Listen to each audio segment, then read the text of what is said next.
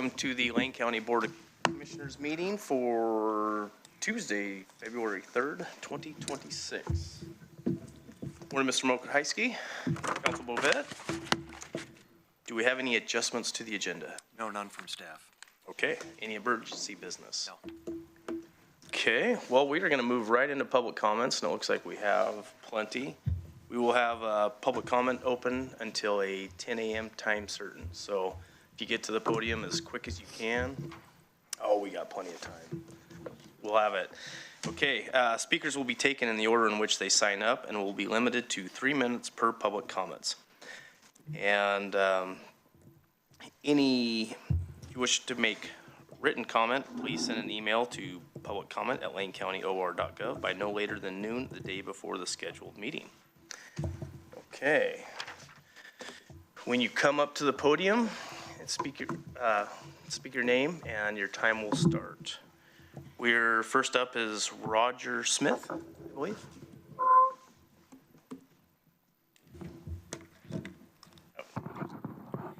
Yeah, my name is Roger Smith. Good morning. I live here in Eugene. I became a master food preserver in 2015 in California and became a master food preserver here in Oregon in 2018. Just some of the things that we do are providing education on the safe methods of food preservation, but associated with that is preparing for local emergencies like attending and presenting at places like Upton McKenzie at their annual preparedness fair. We outreach through Food for Lane County. That's bad. Anyhow, Food for Lane County, and I need to have this, come on. Up there, we also work through the Grassroots Garden, and we also do it at other supported living communities around here. We have workshops, Eugene and Cottage Grove, and there's also a class scheduled for the Mapleton canning tuna set for August. We also presented the small direct-to-consumer farmer community regarding the safe products, such as fermented hot sauces, so they can add value-added products to their merchandise line. I'm here today to ask you to place this levy on the ballot so that we can spread the word in the community of the great work that is done by OSU Extension and how it is truly a good investment of their tax dollars. If you have any questions, I would be happy to answer. Thank you. Thank you very much. I hope I kept it to the short. You did. Well under. Did great. Okay, next up we have Patricia Maish. I am Patricia Maish, and I became a master food preserver in 2019. And I'm also a pantry food hero volunteer. And I'm here to talk about the food pantries. It's my favorite program. I really love it. I loved interacting with the people in the community through food. Okay, so the Pantry Food Hero program has existed as a partnership with Food for Lane County for over 20 years. It started in 2003. Our volunteers are trained to provide healthy recipes, samples at food pantries. They typically have great cooking skills to share with pantry shoppers and hope that they will use the ingredients and the products that are available, the healthy ingredients and products that are available at the pantries. We also discuss the nutrition value of the recipes and the individual ingredients when necessary, right? At our peak, and I've lived the glory days, we had 44 active volunteers that went to 26 different sites. I remember we used to get together twice a month and prepare more than 10 pantry boxes that they take the materials to the pantry places. Now, since the pandemic, we have struggled to rebuild. It's been hard because many of the volunteers retired, and then the pantries changed the way they operated. So it made it hard when they just, you drive and pick up your box and run away, right? Okay, also the problem now that we have is that the sunsetting of the federal SNAP Ed grant this last year has taken the funding for the program. And we are now down to 2 volunteers, me and another lady, and we go only to 3 pantries. I go to 2. I love it so much. So this tax levy would hopefully allow us to rehire a coordinator coordinator who would help us rebuild the program to its former glory. Thank you very much for listening to me. Thank you. Appreciate your public comment. Next up, we have Emma Branson.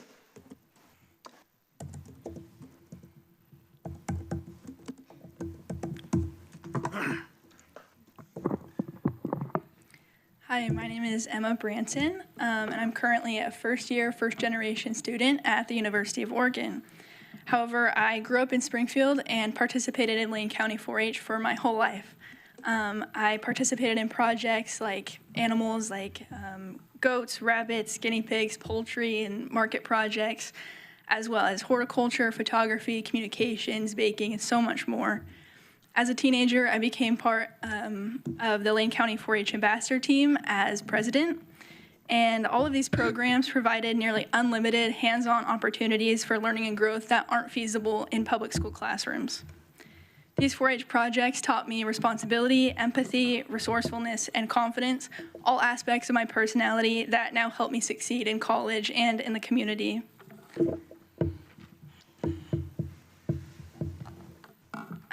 Also, my experiences on the ambassador team and with mandatory community service projects instilled empathy in me because I had the opportunity to connect with people and animals in need right here in Lane County. While the projects I mentioned were all fun and interesting, it wasn't until I graduated from the 4-H program this last year that I realized how special the community is. I built so many social skills like public speaking, empathy, and confidence through relationships with so many engaged, enthusiastic kids like me. I attribute so much of my love for learning to not just the 4-H program, but the community and all the support that I've got from them. The Lane County 4-H community shapes kids into hardworking, responsible young adults. I'm now in college pursuing my bachelor's degree in environmental studies. I'm excited to apply for the OSU Extension Services summer internship in Lane County because I will gain even more hands-on experience in forestry, sustainability, small farms, food accessibility, and education programs, which I think is an amazing opportunity for a first-year, first-generation local college student like me. These extension services invite citizens to invest in our community at whatever capacity they can through research-based local resources. The 4-H program shaped who I am today, my goals for the future, and my role as a Lane County citizen. I believe the 4-H program will continue growing and encourage even more young leaders like myself. Lane County's youth and families depend on programs like OSU Extension Services for both the resources and community they provide. Thank you. For your public comment. Next up, we have Abigail Lanson.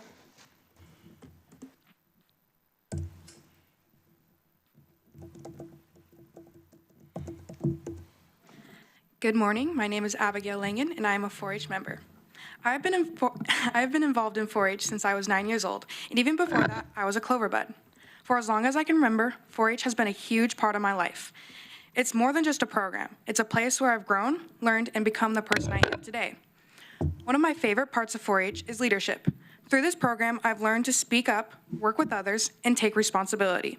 I've had the opportunity to be a part of 4-H Ambassadors team, where we plan and organize events. Being an ambassador has taught me a valuable lesson in leadership skills, how to communicate effectively, how to work as a part of a team, and how to take initiative when something needs to be done. These are skills I know I will carry with me for the rest of my life. Another experience that has meant a lot to me is attending 4-H Summer Conference. At the conference, I get to meet and engage with 4-H members from all over the state. It's an amazing feeling to be surrounded by people my age who share my excitement about learning and making a difference. While we're there, we take classes that range from fun hobbies to college tours and academic classes. These experiences have helped me explore my interests and start thinking seriously about my future. Community service is also a part of 4-H. It's one of the reasons this program is so special. Through 4-H, I've had the chance to give back to my community in meaningful ways. Whether it's volunteering, helping at events, or supporting local projects, 4-H has taught me the importance of service. It's shown me that even small actions can make a big difference, and that being involved in your community truly matters.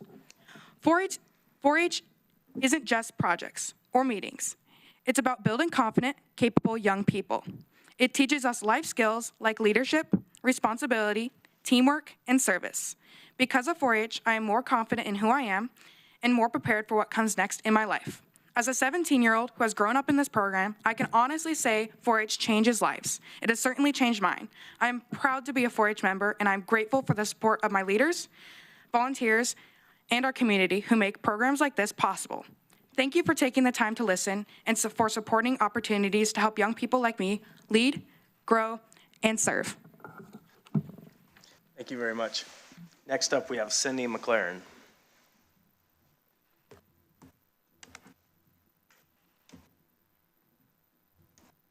Hello, my name's Cindy McLaren. I'm here today to voice my concerns about the proposed 5-year local option levy to support 4-H in Oregon State University service under the current leadership in Lane County. My concern is about the decline of the MFP program since Richard Riggs was selected as the OSU Extension Service Regional Manager for Lane County. At this point, I'm not sure it will survive. I joined the MFP program in 2014 and have been active through 2024. It has been a wonderful experience. I had the fortune to train and work under Nellie Oler, who everyone will agree that she was a one-of-a-kind leader. Her knowledge was incredible and her management skills were excellent. Her expertise cannot be replaced. The MFP program has been one of the most successful programs in Eugene for over 50 years. Even when there was no funding for the program from Lane County or a levy to support the program, Nellie, MFP volunteers, and OSU Extension Service Regional Manager managed to collect enough money to pay for Nellie's position to keep the program going until we got the levy extension in, I think it was 2017. All this changed when Richard Riggs was named OSU Extension Manager in 2018. He immediately created a hostile workplace for Nellie Oler and the MFP volunteers. I believe his goal was to replace Nellie, which in reality was due. We needed to find somebody to take her place. The person he hired to replace Nellie was essentially a clerk with little food preservation knowledge. She was in place for a year along with Nellie and refused to learn from her and was also hostile to experienced MFPs. Since Nellie moved to Corvallis in June 2022, the MFP program no longer has an expert to respond to preserving questions. This is a big concern for me because mistakes in food preserving can be deadly. I contacted the OSU staff at Corvallis and OSU president and trustees about my concerns about how the program was being handled. The result of that was that I was removed from the MFP list in Eugene and no longer receive any communication out the program. After Nellie's replacement quit, a long time passed before a replacement was found. One of the reasons was there was no longer any funding for that position. I was on the election committee in 2020. Thank you. Your time is up. Oh, okay. Thank you. Public comment. Next up, we have Chris Carrillo.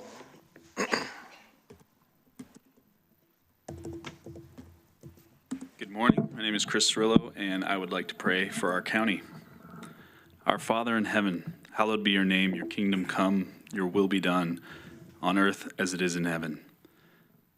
Give us this day our daily bread, and forgive us our debts as we have also been forgiven, and forgive our debtors. And lead us not into temptation, but deliver us from evil. For yours is the kingdom, and the power, and the glory forever. Father, with these words on my lip, help us turn our hearts towards your presence and your purposes. Let your holy name be honored, not only in what we say, but what we desire, choose, and obey. Let your kingdom advance in our homes, in our work, in our churches, in our cities, until we and our lives reflect the rhythms of heaven. Provide what we need for today, Lord, and make us quick to repent and forgive as you have forgiven us in Christ. Now, God of our Lord Jesus Christ, the Father of glory, give us the spirit of wisdom and revelation in the knowledge of you. Open the eyes of our hearts that we may know the hope to which you have called us, the riches of your glorious inheritance in the saints, and the immeasurable greatness of your power towards us who believe. Let that resurrection power, that power that raised Jesus from the dead and seated him at your right hand, quiet all fear, break lies, and strengthen us to live as your beloved children, awake, obedient, and bold in Christ. And we also ask, as your word teaches, that we be filled with the knowledge of your will and all spiritual wisdom and understanding. Teach us to walk in a manner worthy of the Lord, fully pleasing to you, bearing fruit in every good work, growing in the knowledge of God, and being strengthened with all power according to your glorious might. For endurance and patience with joy. Put gratitude in our hearts because you have qualified us to share in the inheritance of the saints. And most of all, deliver us from the dominion of darkness. Transfer more and more of your people into the kingdom of your beloved Son. Guard our hearts from temptation and train our appetites to love what you love. Set our minds on your truth, our hands to your assignments, and our feet on your path. Make us steady and courageous, people who live under your authority and for your glory, through Jesus Christ our Lord. Amen. Thank you. Thank you for your public comment. Next up, we have Patty, and I believe it starts with the D. Driscoll?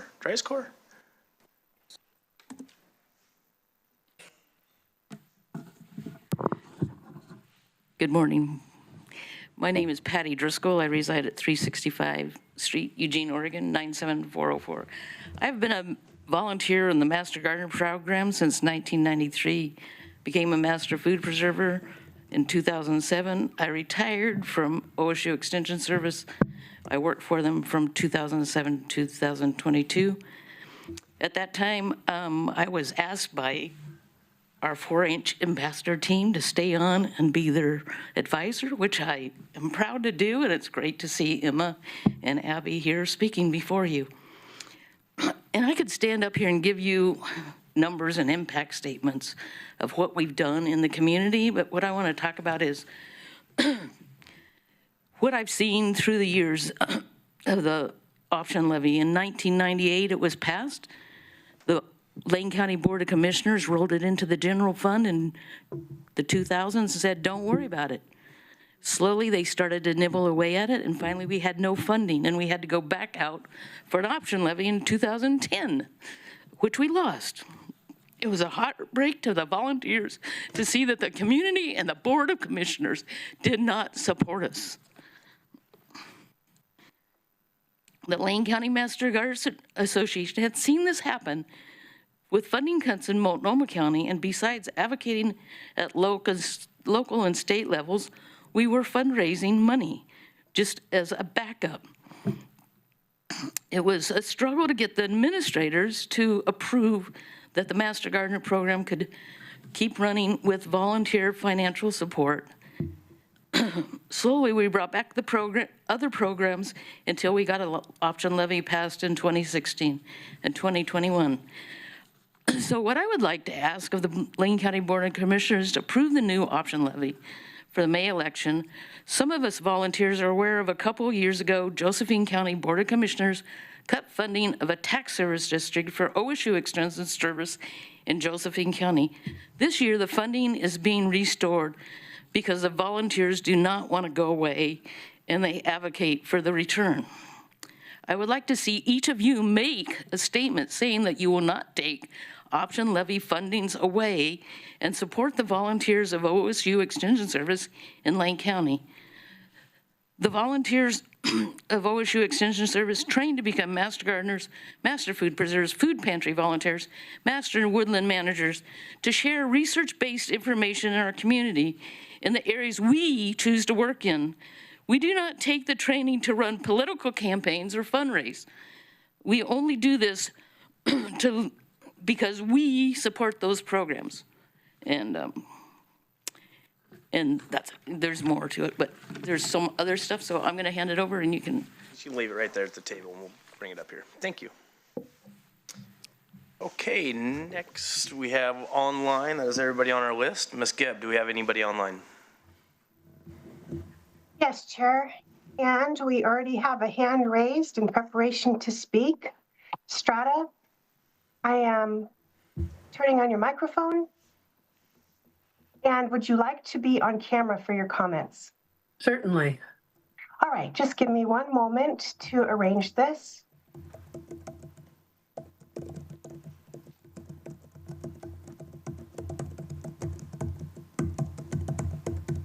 I have promoted you to panelist, and we can see you. Thank you. And you can begin your comments when you're ready. Great. Thanks very much. Thank you for inviting public comment. I'm speaking in support of the option levy. I'm a Lane County resident, a certified master gardener, and currently president of the Lane County Master Gardener Association. In 2025 alone, the Master Gardeners logged over 10,000 volunteer service hours. What were we doing with those hours? We were answering questions at the plant clinic, closing 971 cases, and bringing a mobile plant clinic to 51 events throughout the county, from Florence to Oak Ridge. We were conducting 76 public workshops and presentations on topics ranging from pruning, composting, edible gardening, herbs and edible flowers, native plants, pollinators, adaptive gardening, weeds, etc. We also offered free soil pH testing to 94 Lane County residents, helping them have more productive gardens. As part of the Ask Extension program, we handled 411 questions. Multiply that kind of impact over the multiple years of the previous levy, and you can see what a great investment the program represents in our community. And the Master Gardeners truly are a community. The program started both here and in Clackamas County 50 years ago. We're celebrating our 50th anniversary this year.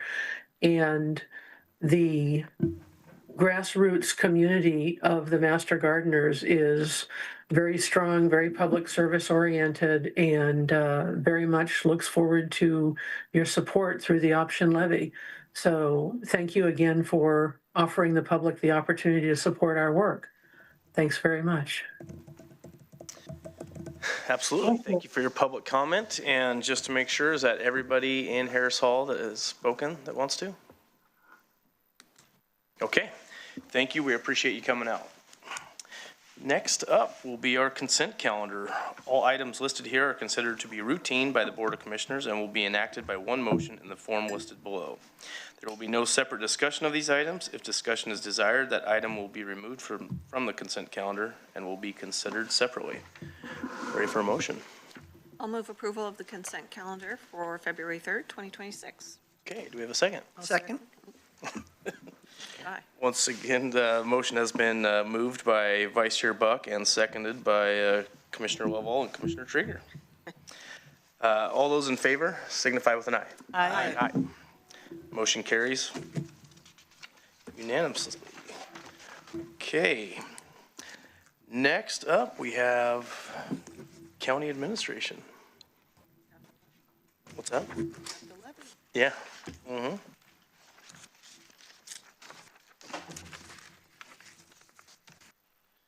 We are at 5A here.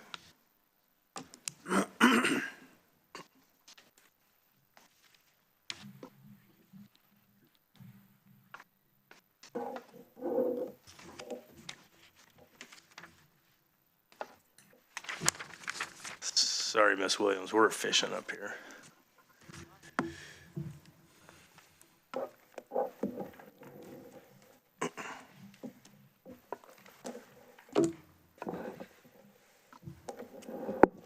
Thank you, Jessica. Good morning, Chair Sanaga, Commissioners, Judy Williams, the Chief of Staff, and I'm going to turn over a presentation to Mr. Riggs, who will have a few slides for you, and I'll do a brief timeline and overview as we talk about these two board items this morning. Thank you. Thank you for allowing us to speak this morning. I appreciate Commissioner Sanaga and other commissioners. We have just a few slides. Last time we were here was in October. Well, before I actually start, I want to say thank you to all of our volunteers and everybody who came out and spoke. You know, you heard a unanimous support, at least for extension, maybe not for me, but at least for extension, there was unanimous support. So thank you for everybody who spoke on behalf of the levy that's going to be discussed later. Next slide, please. We are out in the community and we take our research-based knowledge from campus and we bring it out and apply it to people so that we help meet local needs and challenges and help Oregonians thrive throughout the county. Excellent. It's science, trusted science-based research. People can go online, they can go on Google and figure out how to maybe preserve something and it's not going to be accurate, but we have dedicated professionals, dedicated volunteers that will actually take and show and make sure people stay safe. We operate a hotline that across the state, and we even get calls from outside of the state and internationally for our food safety hotline. Our costs are free generally, or very low cost, maybe a few dollars just to help cover some venue costs, things like that. So we try to stay, and we even if people say I can't afford the $5 or $3 or whatever that is, we'll waive those costs and provide scholarships for people to make sure that we have the broadest impact and the broadest participation possible. We have 16 employees right now, more than 450 volunteers. And as you heard, we do cover the entire county. We have satellite offices in Oak Ridge and Florence that we've operated since the last levy. We had increased revenue, so we had an opportunity to have permanent footprint in those two communities. And those are our programs listed. You heard from many of the volunteers. And as I said, we respond to community priorities. Each of our faculty members will do a needs assessment and ask community members what is important to them, and then they'll tailor their programming to that. Those 450 volunteers provided over 15,000 volunteer hours, which is equivalent to almost $600,000, as you can see, and that's just in 2025 alone. So if we're talking over the course of 5 years, it's going to, multiply that number by 5, and it's probably going to be bigger as we continue to expand our programming. We have a lot of walk-ins, emails for Master Gardeners, you heard. We had 730 people across the county just email, how do I do X? And we have faculty members that respond to that. I talked a little bit about Oak Ridge and Florence. We're partnering with the McKenzie River Discovery Center, and hopefully with the expansion of the levy in the coming 5 years, we'll be able to put an educator up there full-time as well. We offered tree school in 2025, which is the largest class that Lane County has had and one of the largest classes in the state. We offer mobile plant clinic, as you heard from Ms. Strada. They're out and about all over the county all the time. MFP classes and training, and our 4-H, we still have some of our 4-H people here. We offer embryology classes. They take eggs and incubate them in the classroom and let kids learn about baby chickens, and it's really cute, and it's really one of our more popular programs.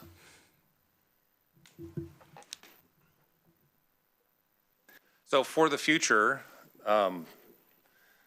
we're asking for a levy of 5 cents per thousand. We're currently at 2.8 cents per thousand. We want to go up to 5 cents. As I discussed back in October when we were here, this compares to the other counties, Jackson County, Washington, Clackamas, counties. And so the other comparator counties, we think that 5 cents makes sense for this community. And then in 2031, after we've had a steady 5-year tax local option levy in place, we're hoping to form a tax service district. And so we've been out there working amongst all those communities, building relationships so that when 2030 comes around and we have to ask them, do they want to join a tax service district? The answer is yes. There's no doubt in their minds. So we're building not just today for this year, but we're thinking long-term down the road. Permanent funding, as Ms. Driscoll said, we want to make sure that we have that permanent funding for services here in this county. For the next 5 years, of course, with the new funding, we maintain all existing programs. We're looking to add to our emergency preparedness and resiliency programming, expand 4-H programming, expand high school completion and college access programming. There's a lot of communities out there that could definitely benefit from that. And we just started that programming over the last year. Expand our programming support for small farms and foresters here in the county. And then, as I mentioned, the McKenzie River Discovery Center partnership.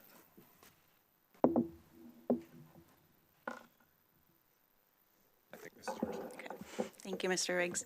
Again, Judy Williams, and I'm here. This is before you today as the board, as you know, per Oregon revised statutes and Lane Manual, one of our county policy documents. You have that ability to refer measures to the ballot. And so my role here is really just to help OSU Extension move through the process, interface with staff. We work with our assessor for estimates and our election staff for timelines and making sure per your direction that this moves forward and has a successful opportunity at the ballot. I will briefly, there's one slide here for you today. So we have, based on the discussion in October of last year, there was overwhelming head nods in terms of support. And so we kind of took that as bringing this to you in 2 points. So you have 2 decisions before you today. That's why the 2 agenda items. So the first one is really just that ask of, are you desiring to place the levy on the ballot for 2026 in May? And if so, you know, we're paying attention to those deadlines, or why we're here today, February 27th. And since you're down the last couple weeks of February, we're here today. So that is that first step. And per the agenda materials that's in your packet and available for anybody watching along, that is the motion before you today. The second part of the ask is number 5B, and it's really checking in if you did want to place that on the ballot, you have that option, again, per statute and Lane Manual, to put this in the voter's pamphlet. So because we're in 2026, which is an even year, our county elections, our local county elections office does not have their own voter's pamphlet in the even years. So the state does the voters pamphlets in the even years. So if you wanted to, that this is the process to place it on the state's voters pamphlet. And we're tracking deadlines as well. So it's not a requirement. Again, it's your decision if you wanted to. The only requirement is if you do put something in the voters pamphlet, there's a required explanatory statement. So per the materials, we have the ballot title for you. We have the summary, the question. If you do put this in the voters pamphlet, the board is responsible to appoint an explanatory statement committee. And so that's part of the second item decision here for you today. So again, my role in supporting OSU Extension Office is working with them. If we were to have the explanatory statement committee, and support looks like, you know, we have kind of a common slide deck and introduce the committee to, you know, best practices of getting this successfully per state, Secretary of State procedures, making sure we stay attuned to timelines, kind of best practices for record keeping, and just provide that support. And again, paying attention to timelines. So the deadline is March 12th for that statement. We do make the committee aware there is a challenge opportunity. And so if the board was interested in doing that, that's 5B. And so that motion is before you today to do that. So I will turn it over to you, Chair, for any questions or follow-up, or? Yes, absolutely. Do we have any questions? Commissioner Farr? I do have a couple of questions, but first, you know, when I came to America, I told Abigail before she left, first club I joined was 4-H. I was in the 6th grade at East Elementary School in Tillamook. And strangely enough, in that 4-H club, Richard Biggs was there. But it was Richard Biggs who was my age, not your age. Probably not related to the Tillamook Richard Biggs. But, you know, and then back in 2016, this first came to us. And I, of course, supported it then, as I will today. We get tremendous return on the investment. You heard only a fraction of the testimony today of the people who have been whose lives have been affected by this. I love in particular what Emma was saying about how it propelled you into college. You gain social skills, you gain presentation skills, and it helped you to excel. You're not the only one. I mean, it goes across the board, and that's just one portion of OSU's extension service. It includes the master gardeners. When I left the state legislature, I went to work for Food for Lane County along beside Lori Krieger, and the Master Gardener program was just getting kicked off in 2004 at Food for Lane County. I think that's been a good partnership through the years. So I think everything you do betters lives, and that's what we're all about, is bettering lives. So this is an easy one. This is a very, very easy one. So I appreciate you being here today. Thank you for the testimony. I wish Abigail was still here, but Emma, you and Abigail, thank you for 4-H. Keep it up and recruit. Keep recruiting. Thank you. Mr. Trigger. Thank you. Well, I'll pick that torch up. I forget who it was that mentioned Nellie Ayler, but thank you. She was a force. So I was at the food bank from 2000 to 2007, so I saw the need for that program. I saw that need be met through the program, and then I saw the results of that need being met, and specifically with the pantry project. So this was, for folks who don't know, the food bank receives all kinds of just sort of predictable, usual items that everybody knows how to use, but also sometimes some things that people do not know what to do with them, or in such quantity that they don't know how to use them up quickly enough before they spoil. Might be hard to imagine today in 2025, but once upon a time, kale was a new thing, and nobody knew what to do with kale. Nobody heard of kale. It was the decoration on the salad bar.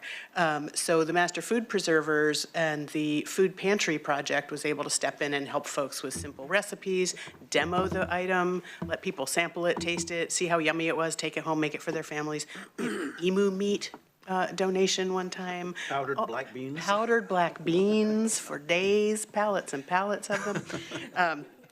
But it's so important to help, ensure that families get to put food on the table and that we don't let things go to waste. And it's often some of the most nutritious items that people didn't know what to do with. So that project was so important, and so much more about it that I could say, but I won't. And then the nice bridge to the garden, Master Food Preservers and the Master Gardeners and the Master Composters and it all really weaves together to make a much stronger, more secure local food system. So love that work. As the Fair Board liaison now, I get to see much more up close about the impacts of 4-H and what that has on the community and on youth. The embryology program I did not know about, so maybe they will solve the which came first someday in that program. But I will say, if you haven't guessed already, fully supportive. This is my second opportunity as a commissioner to be supportive of putting it on the ballot. I'm supportive of increasing the amount, but it is not my first opportunity to support it as a voter, which I will do again and encourage everyone I know to do the same because of the impacts I've seen directly from the value of the program. And I love the long-range thinking to structurally stabilize the funding for the program. So thank you to everyone who came to testify, and I'll leave it at that on this item. That's great. Commissioner Lovell.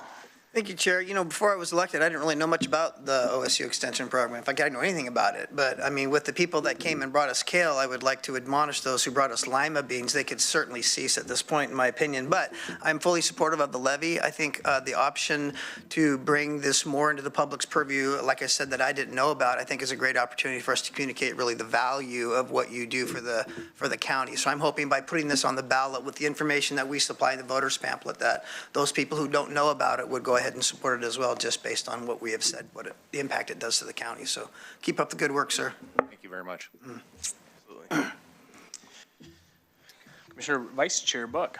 I am thrilled that so many people came out to speak this morning in support of the program. I've known about it since I was a child and have always found it to be a place where kids are able to develop skills that they otherwise don't necessarily have the opportunity to do in school or at home. And it's such a fun social community gathering space as well. And it's always fun to play with animals when you're in the 4-H program. I appreciate the fact that you've been able to get out to more of the rural communities.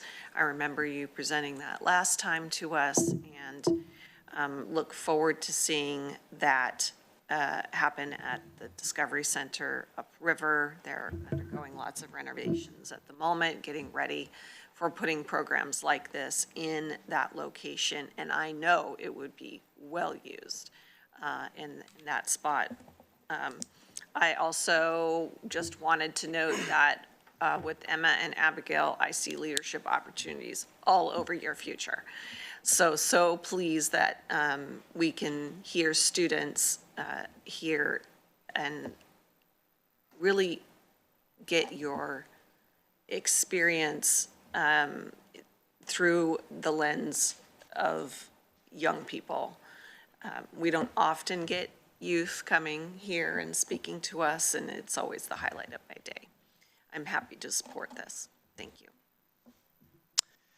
Yes, and you will also gladly get my support with things like FFA on the chopping block at the state level. You know, these kind of programs are even more valuable than ever. And aside from future leaders out there in the crowd, which is always exciting sitting here, just the 15,463 volunteer hours. I mean, there was a bunch of numbers up there that impressed me, but that just really shows the kind of support you have and how passionate people are about this program. So greatly appreciated.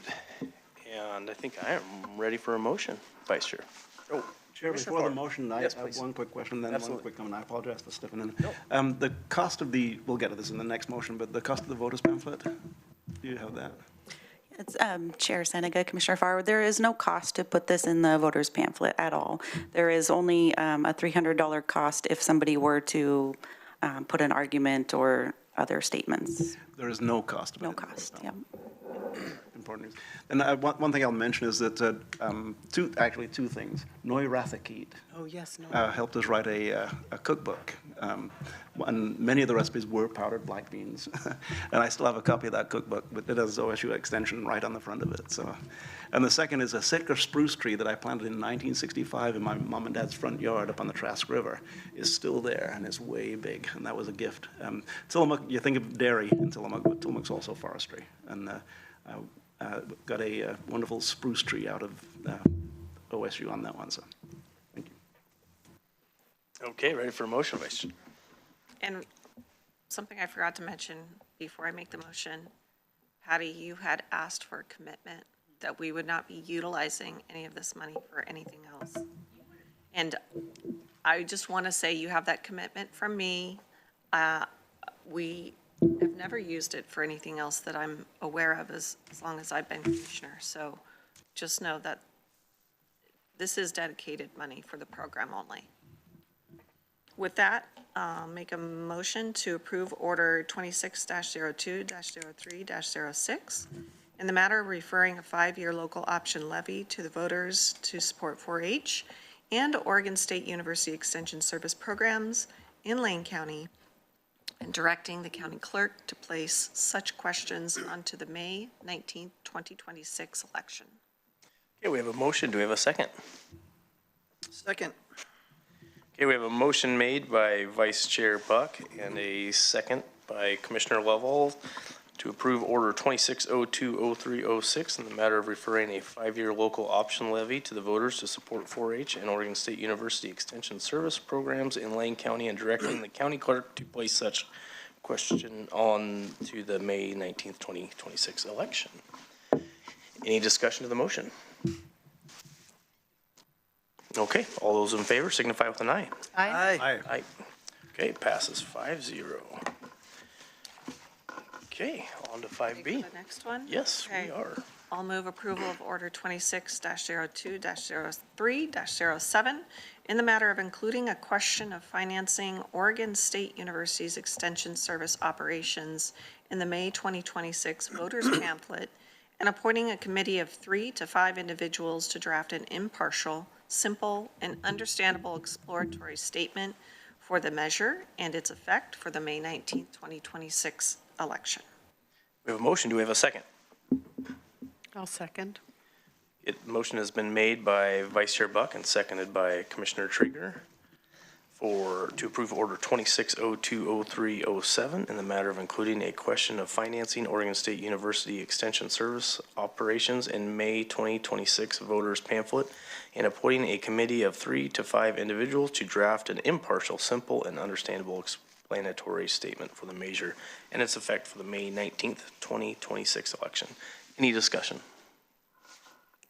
Commissioner Trieger. Thank you, Chair. I just wanted to note, and thank you for clarifying, Commissioner Farr, there's no expense for an explanatory statement. People can pay to put arguments in favor or opposition, but the explanatory statement not. But I wanted to point out, when you mentioned in the odd numbered years, which is because they're 5-year levies, they alternate whether they're up in an odd or an even. The county did not, as a matter of course, publish voter pamphlets historically. And the last one we had done prior to my joining the board was in 2019 because the county had a county-led ballot initiative on the ballot, and so we published a voter pamphlet to explain that. Prior to that, my understanding is that it only happened 3 times before that the county did its own odd year voter pamphlet. But because recent memory is usually what people base things on, I got a lot of inquiry from folks in 2021, my first year in office, because that's when our educational boards are up for election, our school boards, our community college, our ESD seats. And they wanted to know why there was no voter pamphlet. And there always has been. Why isn't there one now? Well, there hasn't always, but there was in the most recent memory. So I'm proud to say that that the board at that time unanimously agreed that we should always, because it's really important voter education and opportunity for everybody to have the same information about what's on a ballot that doesn't come from a particular campaign. And so we instituted that in 2021. It was kind of last minute, so we kind of did our best, but we've improved that process and did so again in 2023. And so I just wanted to note that for sort of educational and awareness purposes, that is now a standard that we do. And that does cost the county some money for elections to produce our own county level voter pamphlet. But that, again, in the even years, because the Secretary of State's office produces one, we have the opportunity to participate in this measure, or anything else coming from a Lane County entity has that opportunity. So just wanted to put that out. Okay, appreciate it. If that is all the discussion, I will call for an order. All those in favor signify with an aye. Aye. Aye. Okay, passes 5-0. Thank you very much, Ms. Williams, Ms. Riggs. Thank you very much. Appreciate your support. Very exciting. Next up, we have our county administrator and his announcements. Thank you, Chair. Commissioners, good morning. I do have a few announcements today. A lot of activity, a lot of things happening. First of all, I want to thank Chair Senega for pinch hitting at the last minute on Sunday after a late night. I know Saturday doing some extracurricular volunteer and fundraising work in the community for a good cause, and participating in a very short turnaround in hosting a conversation, both a roundtable with Governor Kotek and Mayor Knutson, as well as several state legislators, and then a press conference that was held here in Harris Hall. There was a lot of appreciation from Congresswoman Hoyle spoke and appreciated the Board of Commissioners, Chair Senega, for making this happen so quickly that we were able to provide that forum. I think you all saw the reporting on that, but it really was a call from the governor and the mayor and state legislators and our local and state and federal officials to say, let's make sure that we participate in peaceful protests with folks concerned. So I want to thank Chair Senega and the board for supporting that. I want to thank our team at Lane County, particularly our policy team. Just incredible work by Steve Adams, Vanessa Cornwall, Matt McCray, thanks to Greg Rickoff and Dan Hurley and Lauren Blythe, all who came in on Sunday and made that happen. Again, I think a really positive reflection of Lane County's partnership with our local, state, and federal delegations in responding to community needs and community challenges. I also want to note that we have, in addition to those community conversations, we've also continued to do work in making sure that this building, we've had a lot of questions from employees and members of the public who come to the public service building and to the courthouse to do business and to work around just being mindful of how close this building is, the public service building and the courthouse, to the activity that's happening at the federal building. And so we have sent out some communications to our employees. We have an emergency alert that we've made available for anything, if incidents rise to the level that we need to take action to keep members of the public and our employees safe in the work that's happening in these buildings. We'll do that. So I just wanted to share that with the board, that we continue to monitor that activity and will respond as appropriate. I wanted to note that on Sunday, February 1st, was the transition day for almost 96,000 people in Lane County who moved from Pacific Source to Trillium for healthcare coverage under the Oregon Health Plan. Trillium has been working to expand their provider network over the last 3 months to minimize disruptions for as many people as possible. Some of that work is ongoing, according to Trillium. And for Lane County's community health centers, we're switching insurance for more than half of our patients that are under our care. So we do have some administrative impacts, and I know Ms. Gray, our Director of Health and Human Services, can speak to this as well if you have questions.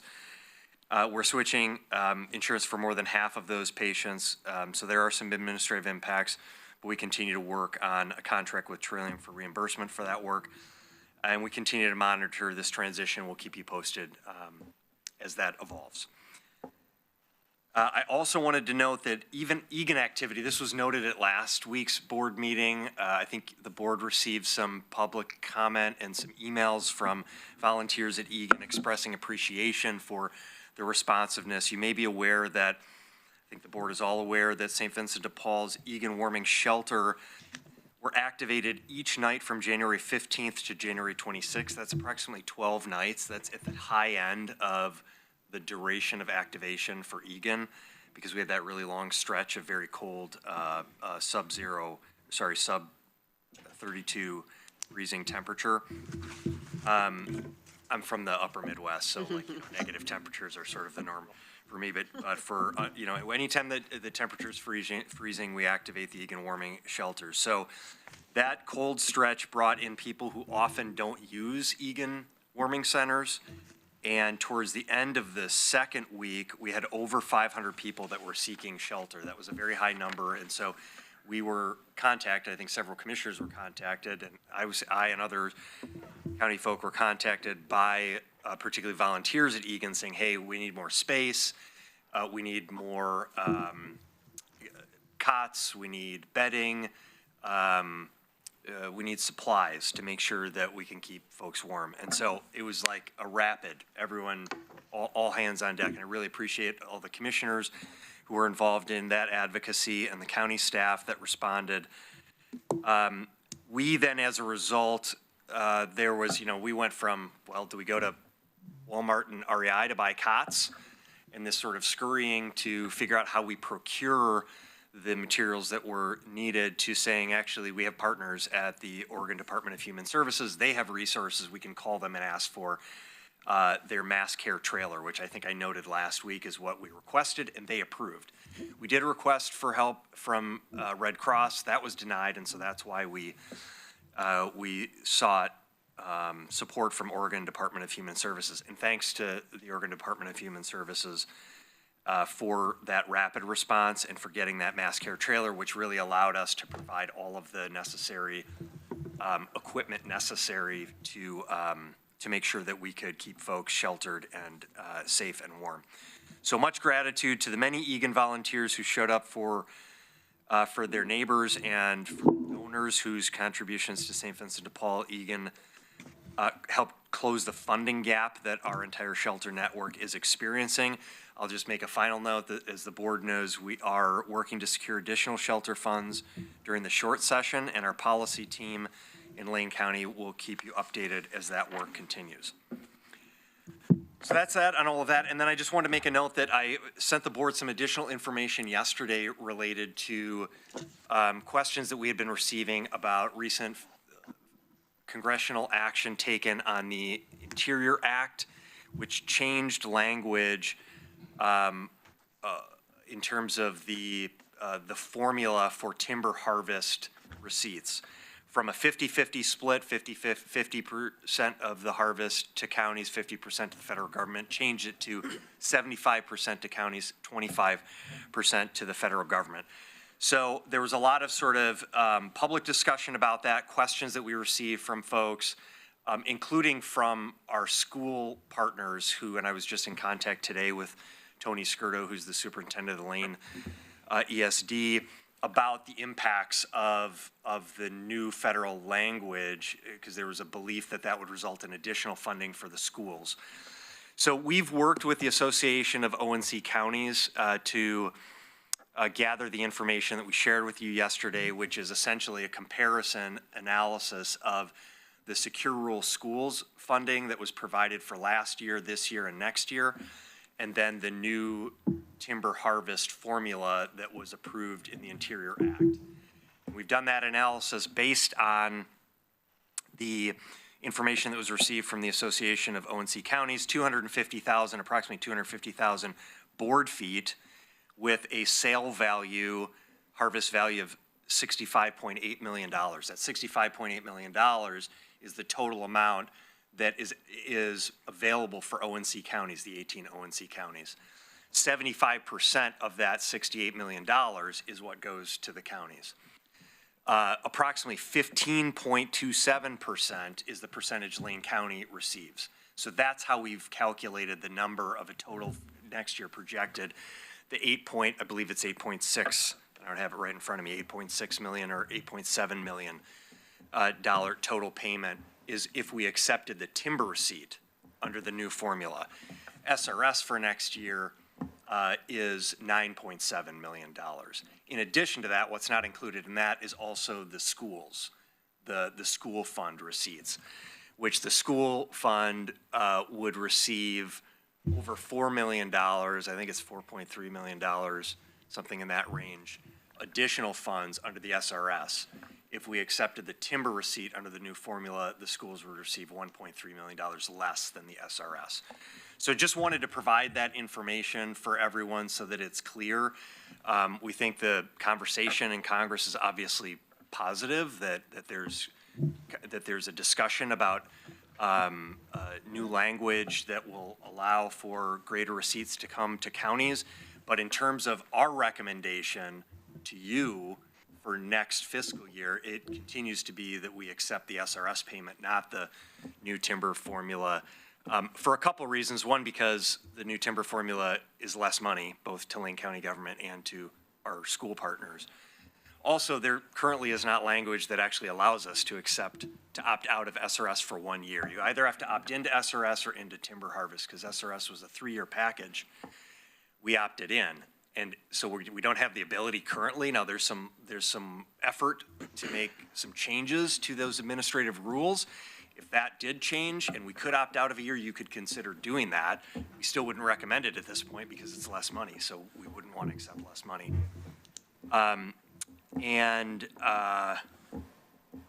There was a third, I think that was all of the information. So happy to answer any questions about that. Sent that to the board. Just wanted to make sure that the board and our staff and our community partners and the public generally have factual information. And that's all I have. I think got a couple minutes if you have any questions, Chair. Yeah, we have 2 minutes. Commissioner, he's quick. Just for clarity, Steve, we can't have both then. Well, I did ask that question. Can we take both? And the answer is no. Sure. I think certainly if there was legislation that allowed both to be received, I don't know why that would be the case, because the whole point of SRS was a federal entitlement program back in the early 2000s to supplement the loss of timber funding. So, but if Congress says you can accept both, heck yeah. But that's not currently in place. Just the language to allow us to opt out of it. There's a little bit of confusion in the community about that right now, in school boards as well. I can report that personally, that there's confusion about this being on top of existing funds. So right. It's not. And we had that confusion too. That's why, again, I sent the email to the board to make sure that it took us a couple weeks to really try to get to the bottom of that and make sure that you have factual information, but there you go. Then one last thing I'd like to mention, and I'm going to look at Commissioner Senega, regarding Egan Warming Centers. You stepped up to the plate and provided $5,000. You're one of 2 commissioners that did that for Egan Warming Centers, which goes into their funding. It didn't help with this last stretch, but it goes into their funding for future stretches, so bravo. As a Board of County Commissioners, we do support Egan Warming Centers, obviously. Yes, we do. Mr. Trigger. Thank you. Quick question. Thank you for the analysis about the timber receipts and the SRS payments. It's really helpful. You mentioned that there is some effort to make some changes to the administrative rules. Who is leading that effort, and where is the opportunity for counties, because counties are differently impacted, to weigh in on that? Yeah, I'm not aware. Okay. We're sort of on the, I mean, I would just say, at the staff level, we're sort of on the receiving end of information as this come to us, so we've been screening to get that, but, so I'm not aware of who's leading that effort. I can ask our policy team to inquire with our congressional partners, or Commissioner Lovell might have some information on that. Great, yeah, in his role as liaison to the Association of Oregon and California Counties, because as we all, in our liaison roles, we are to represent this organization and this board's interests, and I understand there are several commissioners on that who, their county's picture is different. Their revenue is different, so it's important to know at that table, if that is where those conversations are happening, what the impact is on Lane County. So the point of joining an association is to have Lane County's unique needs represented. Yeah, I mean, it was a little frustrating the last couple of weeks to not have that information, because in the past we have had that, and we're working to try to rebuild that line of communication, and hopefully that improves in the future. Great, thank you so much. Okay, we've got a 10 o'clock time certain. Perfect. We have Eve Gray, Dr. Ludke, up for Dr. Ratu. state of our mental state. If you will.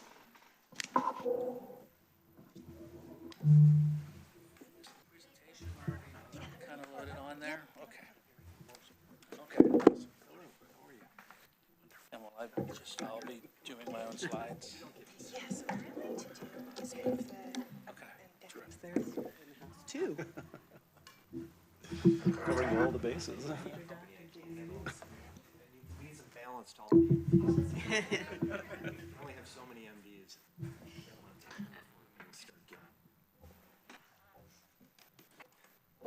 Hopefully you'll bring some balance. D-O.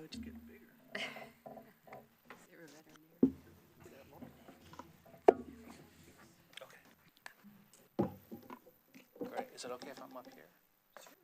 Okay. No, yeah.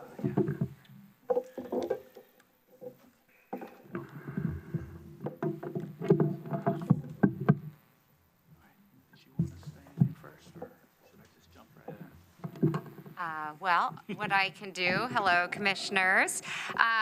We are so lucky in this organization to have a ton of very highly qualified people, and not all of them get to present in front of you very often. So Dr. Ratu is our medical director for psychiatry here in Lane County. He is a child and adolescent psychiatrist by training, but oversees all of our programs and is really a nationally recognized expert in his field. So we have been talking about looking for an opportunity for him to take some of the really great work that he does, analysis of data and research, and present it to you all. And I think really found a great opportunity in terms of what is the state of mental health in Oregon compared to the nation, and in Lane County compared to Oregon. So I will turn it over to him in terms of bringing you all of that great expertise. And like I said, just really am, I am thankful every day for the really wonderful and highly qualified people we have working here.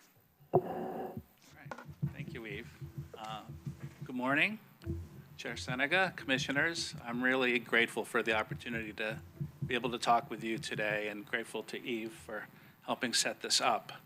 And apologies to you, Commissioner Farr, for having to suffer through this talk for a second time. Not a moment of suffering, thank you. But I think you'll find this interesting, and I'm really looking forward to your comments and discussion about this. What I'm hoping to do today is kind of talk on maybe a deeper level than what you've often heard in the headlines about what we know about our mental health in our community, both at the state level and at the county level, and take perhaps a deeper dive than what you may be familiar with at this point. And then I'm really open to any discussion about ways that we can improve the way that we collect data, surveil data, use data. Really, there are three questions that I think kind of are above this whole presentation. One is, the question is it important for us to know how our county is doing with regard to mental health and mental health treatment resources. Question 2 is, how are we doing? And question 3 is, how do we know how we're doing? So those 3 questions really kind of permeate all of this. And I welcome, if anybody wants to make comments or questions, don't have to wait till the end. And I'd start by sort of just throwing out there, what have you heard already? And I've been in the county now for about 4 years, and I've heard a lot of things, and most of them aren't great about how Oregon and Lane County does with regard to mental health and with regard to mental health resources. And what I've seen are a lot of the things that show up in the headlines, that we're doing poorly, we're one of the worst states in the entire country, and that a lot of these headlines have to do with these interesting headlines that talk about how we rank last or near the last in both the prevalence of mental health problems and in our treatment resources. And those statements on the headlines, as you can see, are often bundled together, like we're talking about kind of the same thing. So I kind of wanted to look a little more closely at that question and also sort of challenge folks, do you know where this mainly comes from? Where does this ranking that we get come from? I know. You know. It comes from this. So there's an organization called the Mental Health of America. They're a pretty well-respected group. And every year they publish a report. And they don't create their own data, but what they do is they assemble sources of data from lots of different national surveys that are out there. And they put them all together. And I don't know how well you can read that, but they have basically 17 different data points, 17 different mental health indicators. And they combine them all together and then rank them, and that's how you get your score as a state. And Oregon has been near the bottom of this list for many years. In the last year, the 2025 year, we ranked 42nd. Out of 51, because it also includes District of Columbia. And that's actually a slight improvement to previous years. There's been years that we've been very, very low. And this is the sort of overall ranking that you get. It combines surveys that have to do with mental health prevalence, so the incidence of mental health disorders, and treatment. It puts them both together. And that's the headline. That's where the headline comes from. But I want to take us a little deeper on this survey and some others, because I think when you do a very superficial look and just sort of take that number, we are missing quite a bit. And that's what I want to try to bring us up to speed about. So one way that if you take a little deeper dive is that it also divides up the measures between adult mental health and child mental health. And when you do that, you find that we rank 39th when it comes to youth mental health and 46th when it comes to adult. Not a huge difference. What I think is really important and something we don't talk about at all is, remember how I mentioned that most of the headlines sort of put prevalence and treatment together. If you actually look at the survey, you see a wildly different picture, where we are at the very top or bottom. We have the highest rates of mental health and substance use disorders in the entire country. We are 51st. Whereas when it comes to access, we're actually ranked 7th, according to this survey. So it really made no sense to me that we should be bundling these two things together, because at least according to this survey, it paints a very different picture. And in some areas, we're actually looking like we're doing really well. So one of the questions that loads on to the access question is workforce.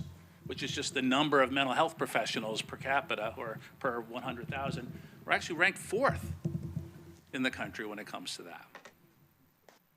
So just taking it one level down, we also already we're seeing a very different picture.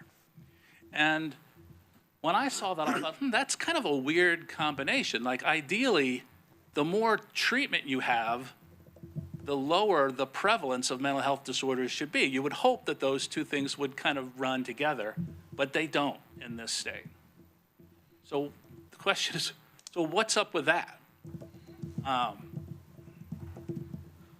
So one of the things I did is I wanted to see what kind of company we were in and how unusual this, what I thought was this odd pattern of having very high rates of mental illness and substance use, but also, according to this survey at least, having pretty good access.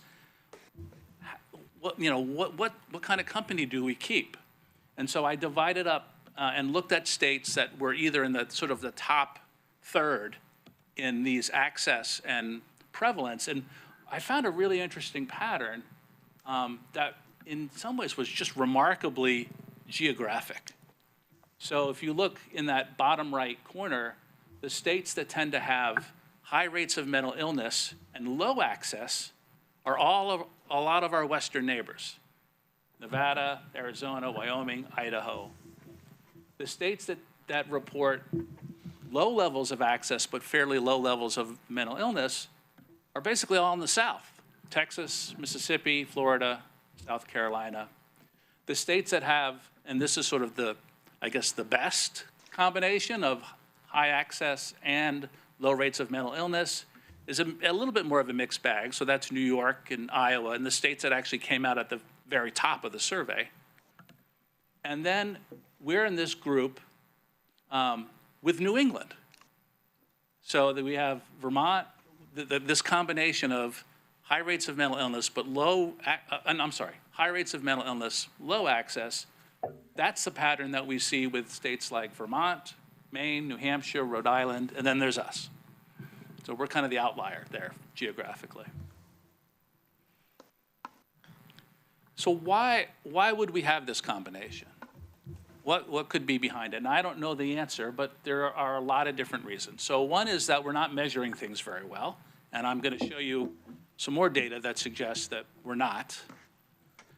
We have some differences there. The regionality also makes me think that maybe there is something about, there are cultural differences here in terms of people especially self-identifying that they need some help and seeking out treatment. It's also possible that when people need mental health resources, they move to states that have more access. And I think I spend half my time doing clinical work, and I certainly see that. We have people who come from other states, and the reason they moved here was because they wanted better services. I certainly have seen that. I don't know if that can make the whole difference, but it's there.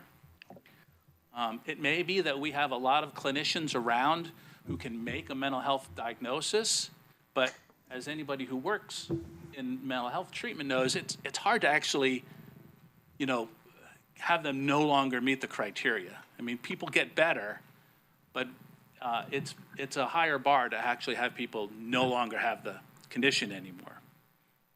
Or I think we also have to think about this sort of uncomfortable, and as a clinician, I really don't want to think about this, but maybe we have good access, but our treatments that we offer is not as effective as it should be.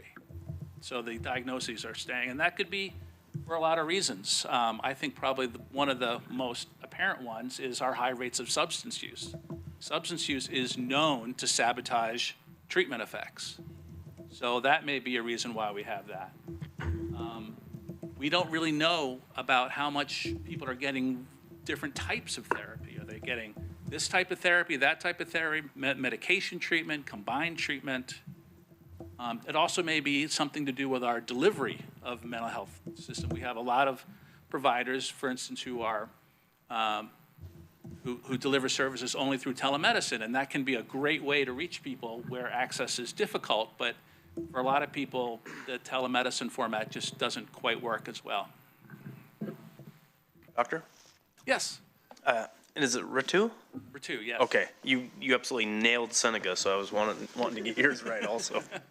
I know, speaking with the sheriff and jail commander, they're constantly dealing with how these drugs are fluctuating and how it affects people different because there's so many different streams coming in. I mean, does that have to do with these kind of numbers? I mean, if your treatment is lined up for this drug and then next month something stronger comes in, I mean, how do you adjust your treatments that quick? Situations. You mean drugs, do you mean like street drugs? Or Street drugs, sorry. Yeah, okay, Yeah, not. yeah. Okay. no. Yeah, I think that's actually, I mean, we are constantly, anyone in sort of the public health realm, we're always trying to keep up with what the new trend is, and things come and go, and, you know, often the treatment for those doesn't change that much. So that can be a good thing, but yeah, we are constantly trying to catch up with the latest batch and what's coming into the state and into this country. So let me take this now even a level farther on this Mental Health of America survey. Because again, I think it may have the effect of confusing you more. It confused me more rather than less, but I do think it's worth getting into this. So one of the questions, and it comes from a very well-known national survey called the National Survey of Drug Use and Health. So this was a question that loads onto the access dimension for this report. And it basically says, ask people, did you have, for youth, it said, you know, did you have depression and you needed or sought treatment and you couldn't get it? And for youth, actually Oregon did quite well. We were 9th. So 42% of youth said that was true, with a national mean was over 50%. For adults, we actually didn't do so well. We were 43rd, where 30% said that when the national mean was 25. But what was really interesting to me about that item is the next level, because they then asked, well, why were you in this situation where you needed help and didn't get it? And by far, for both youth and adults, the number one reason was they felt they should be able to handle their mental health problems on their own. That was the number one reason. So if that's really the reason, that makes me wonder, well, is that really an access problem? That to me is not an access problem. That to me is a stigma problem. And if we're going to treat this as access, I think we're going to go down the wrong path. So this makes me question this, and it made me start to look at other sources of information. And this is the rabbit hole that I started to go down, trying to find all these pieces of information that would ask these similar questions in different ways. So another very well-known survey is called the National Survey of Children's Health. This is a question that asks parents about their child's mental health. And this question was worded a little bit differently. It said, how difficult was it to get mental health treatment for your child? And according to this survey, Oregon did not do very well. We were 70% of parents said that it was difficult to get treatment. And if you look at that graph, I know it's maybe hard to see, here we sort of share that with New England, even though New England often is considered to have, you know, some of the best mental health resources in the country, but people are still saying it's very difficult. Let's look at another data source here. This is from an Oregon source, where it's more CCO based. And they said, this question asks, were you satisfied with your child's access to mental health? Right, just subtle word differences, but you get a very different story. Here, it looked pretty good. Overall, statewide, 72% of parents said they were satisfied, with Lane County being at 73%. So what's the bottom line when it comes to access? You know, I'm not really sure, actually. I'm more confused than I started. Yeah. What's PCS in front of 3 of 4 of the counties? I'm sorry? PCS is in front of 4 of the counties. What does that stand for? Is that about the source of the It may be That is specific source? specific source Specific data? Source Community Solutions. Yeah. Thank you.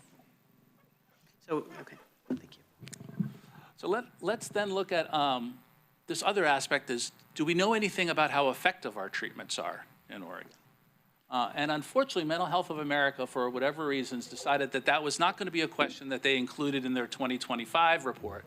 But in 2024, they did actually have a question that asked youth, basically, if you got treatment for your depression, did it help you? And here we didn't do that well. We were 40th in the nation. So Oregon, about a little over half of youth said they were helped, where the national average was about 65%.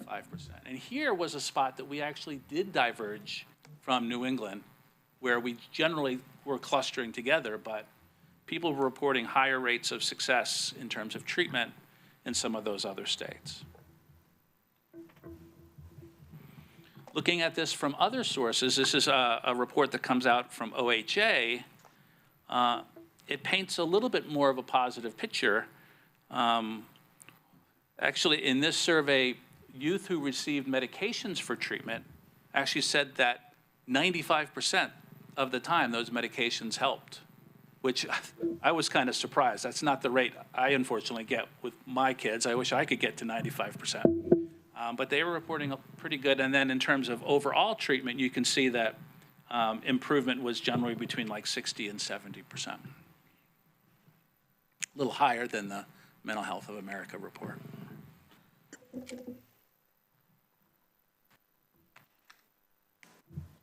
Okay, just, because I know some people are tuning in, and I just want to say I'm going to be talking about some subjects like suicide. So I just wanted to turn to some other data sources too, to see if we can't sort of fill in this picture a little bit more. So what do we know about actual suicide deaths? So considering all ages, the national rate of a suicide death is about 14 per 100,000 people. And Oregon's rate in 2024 was 19.4. So that is significantly higher than the national average.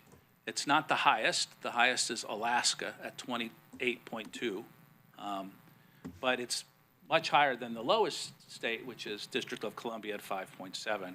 And that rate looks like it's been, compared to just last year, was relatively the same. Here are the same data for youth. And I think what you can see, suicide is the second leading cause of death for young people, for especially young adults. Oregon had the 11th highest rate in 2023, so you can see that the blue line is the rate for Oregon. So there's been a national trend where the rates have been slowly going up for about the last 15 years. And you can see Oregon shares in that trend, and actually it is more pronounced in that trend, although starting around COVID, really, we've actually seen a little bit of a hopeful drop in those numbers. I'm going to say more about that in a little bit. This is a complicated slide. I got permission from OHA to actually use more county-level data on this.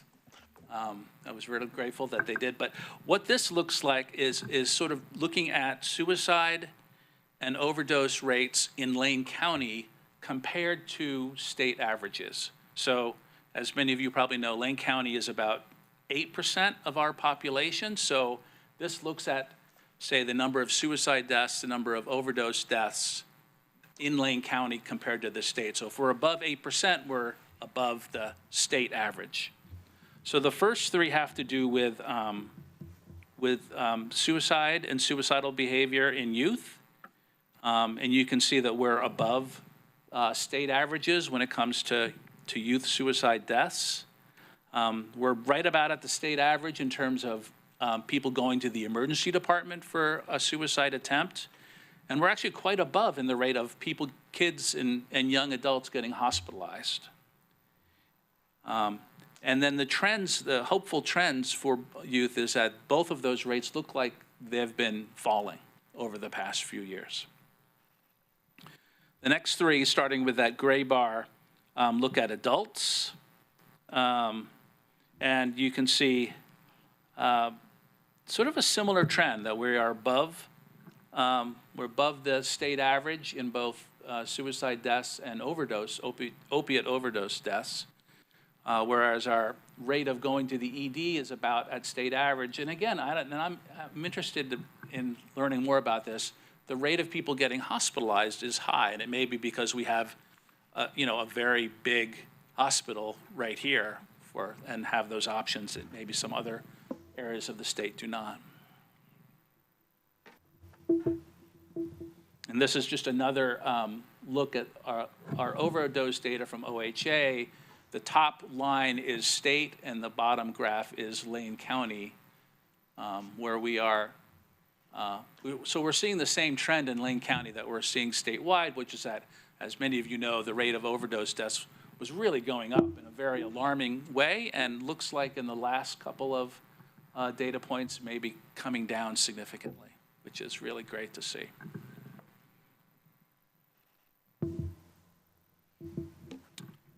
All right, let me focus on youth. I can't help but spend a lot of time thinking about youth because that's what I do. Another area that I think, another metric that we, in my opinion, don't spend enough time on is this really serious problem we have with school absenteeism. We have a lot of youth who don't go to school very much.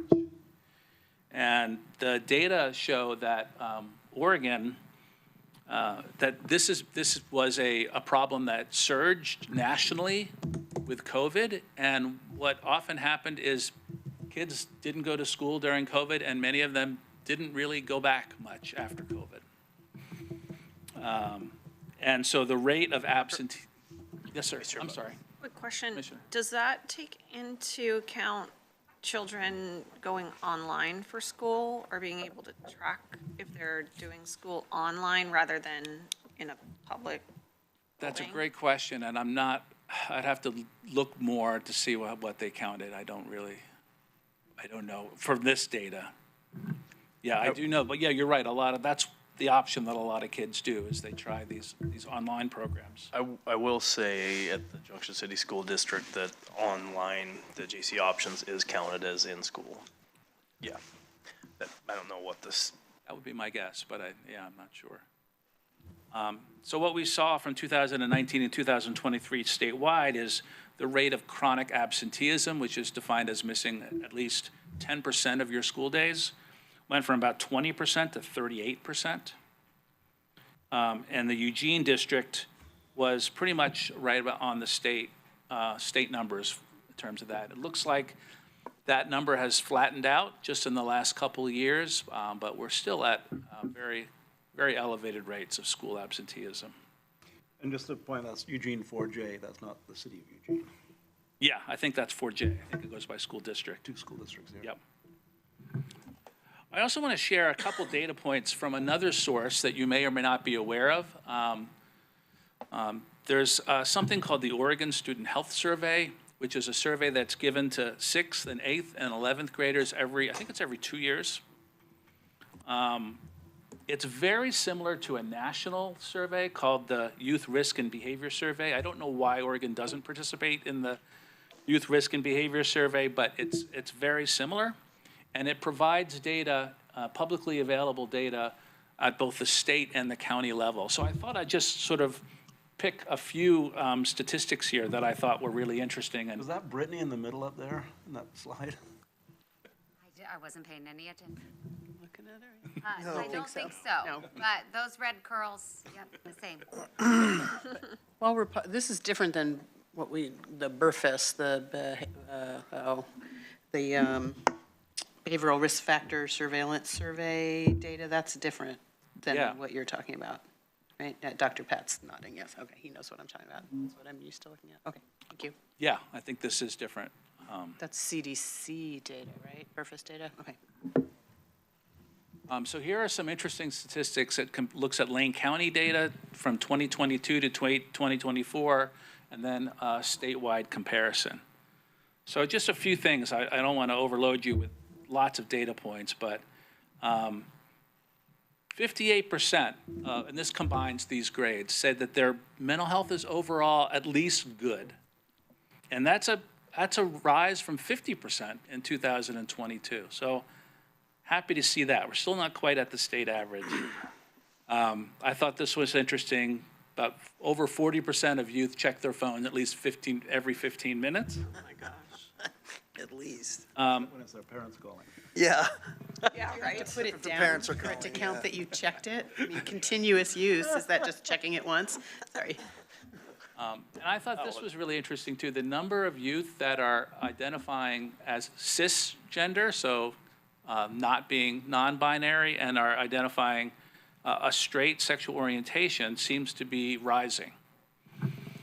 So that number has, I think, been going up. It peaked and may be coming down.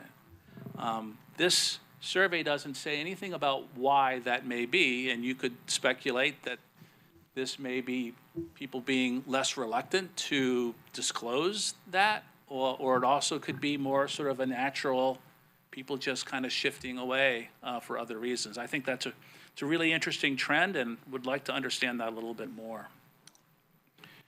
And then at the bottom here, if you look at some of the data on depression and suicide, which we've sort of covered already, you can also see a hopeful trend downward in the rates of self-reported depression, considering suicide, and attempting suicide. Still pretty high numbers, but moving definitely in the right direction from 2022 to 2024. And then here's a few other numbers that I think are interesting. It's interesting to me that people ask questions about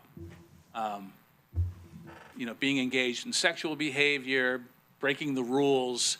That used to be considered bad things back in the day, and now that everyone's more worried about kids just basically staying home and being on their phone all day, that's being considered a good thing. So now we're worried if fewer kids are breaking rules, and it's just, I think, part of the culture, but you can see sort of a trend downward in the number of kids who are reporting being sexually active.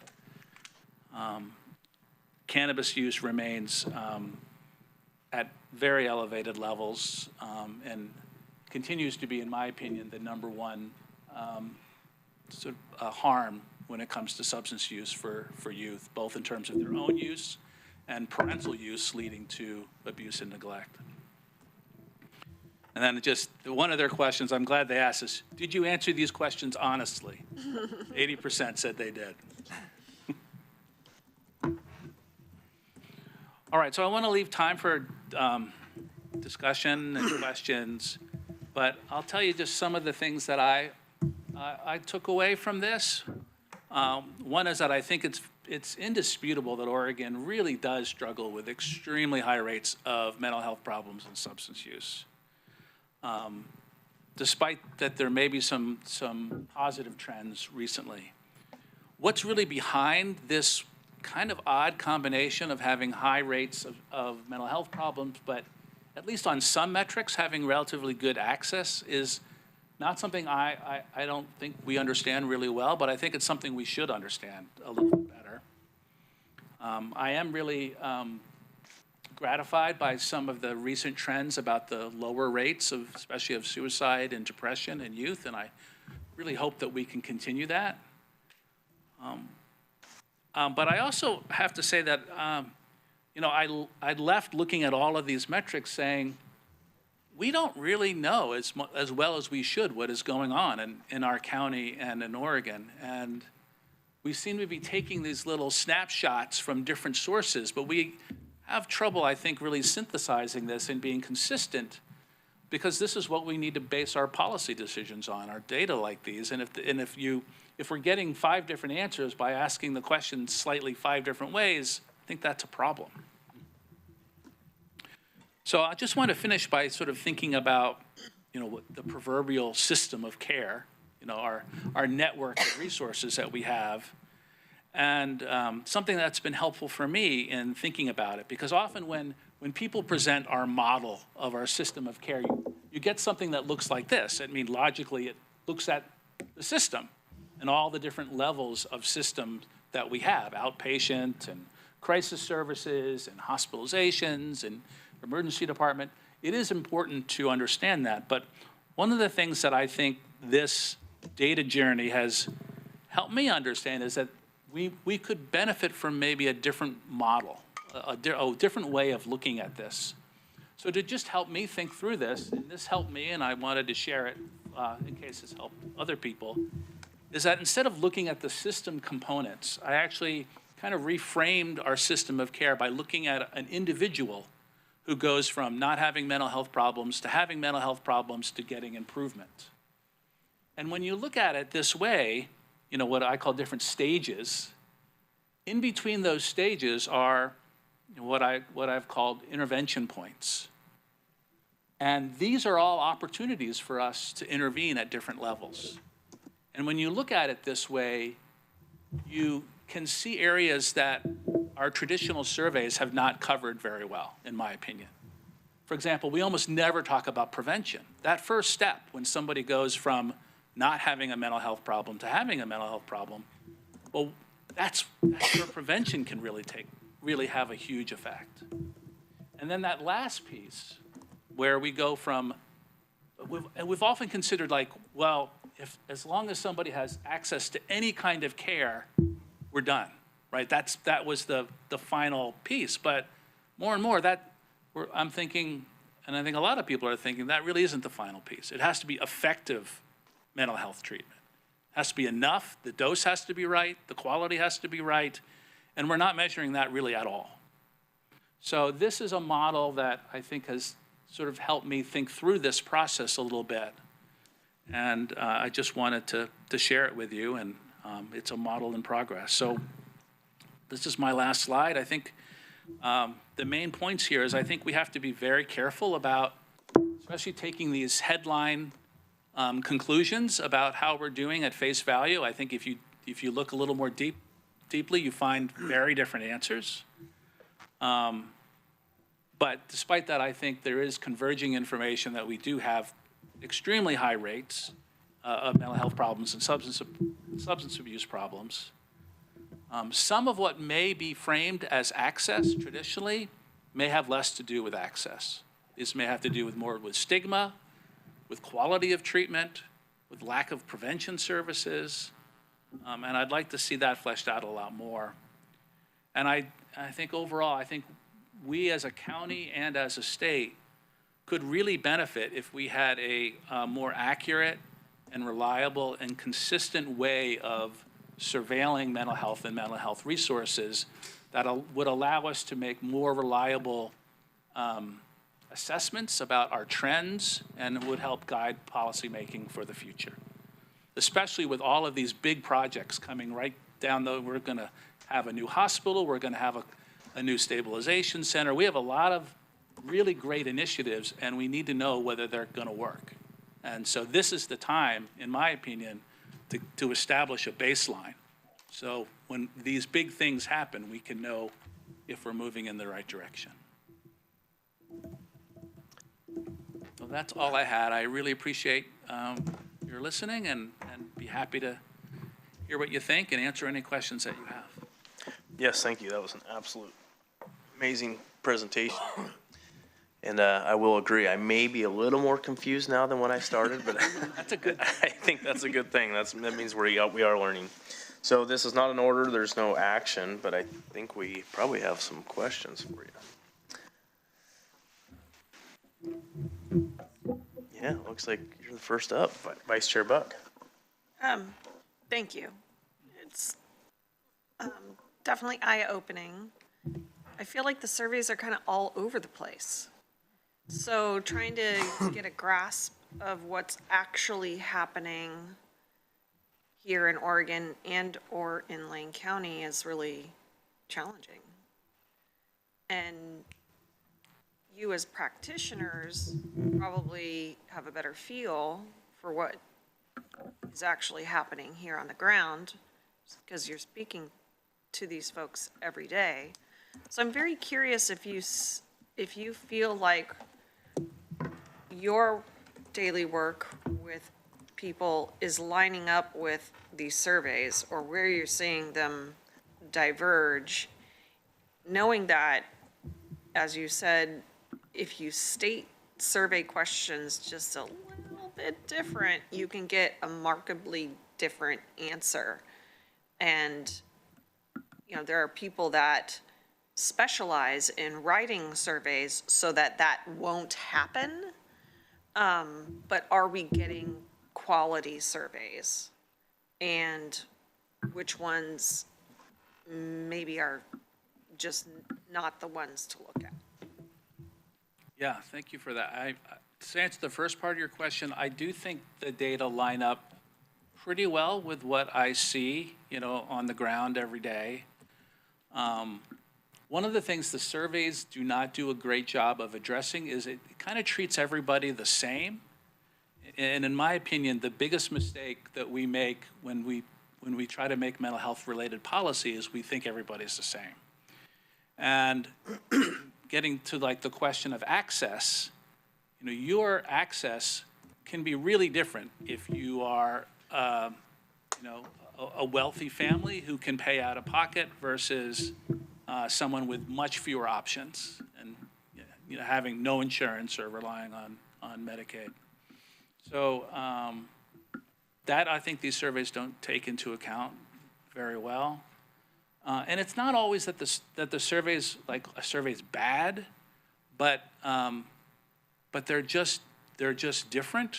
And, you know, and I think it's good for you all to see that because it can lend itself to politicization of this because it's very easy to cherry pick. You know, when you have 5 different surveys saying 5 different things and you're trying to make a specific point, you can choose the one you like.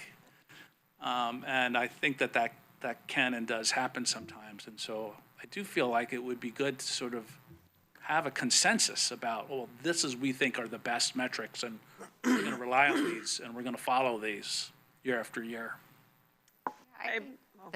Just the one thing I may add is it's unique in behavioral health that we ask someone their opinion about, did you get better?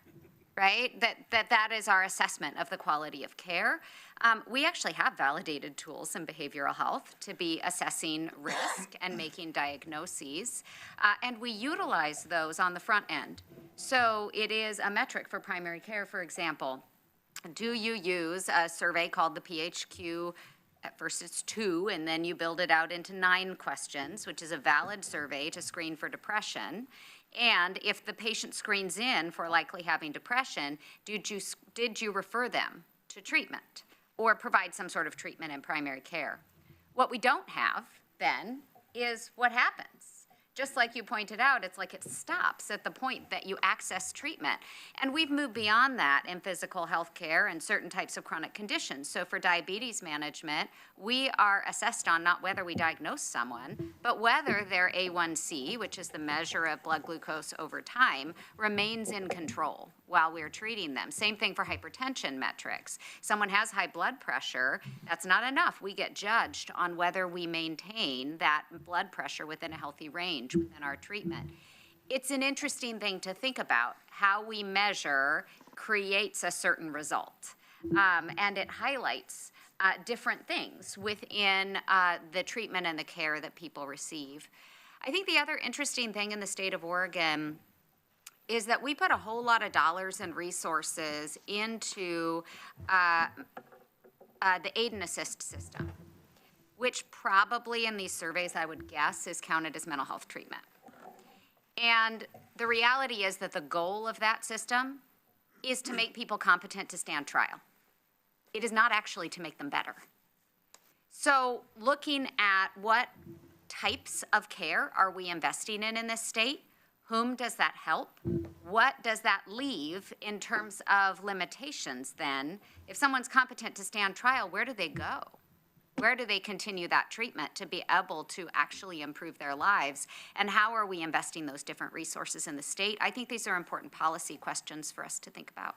I think that's a terrific point. And the only thing I had to add to that is there are places in mental health where we have, quote, more objective measures. I mean, things like absenteeism or graduation rates or suicide rates.